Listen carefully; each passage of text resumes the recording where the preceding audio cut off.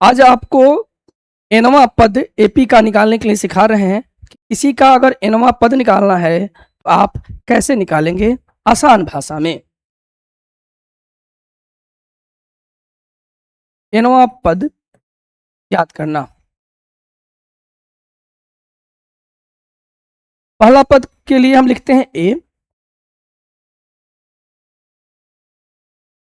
दूसरा पद के लिए लिखते हैं ए प्लस डी, तीसरा पद के लिए लिखते हैं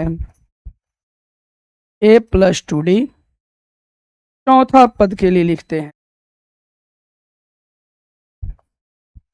ए प्लस थ्री डी। देख लीजिए, पहला के लिए ए, दूसरा के लिए एक एक, दूसरा दो पद, दो एक, तीन पद, तीसरा पद, तीन एक, चार पद, चौथा पद। तो क्या हम इसको ऐसे लिख सकते हैं क्या, 1 माइनस 1 इंटू डी, यानी एक में से गया तो जीरो, जीरो में डी से गुना करेंगे तो ए का ए बच जाएगा। ए प्लस डी को ऐसे लिख सकते हैं 2 माइनस 1 इंटू डी, दो में से गया तो 1 और 1 इंटू डी 1 डी, है ना।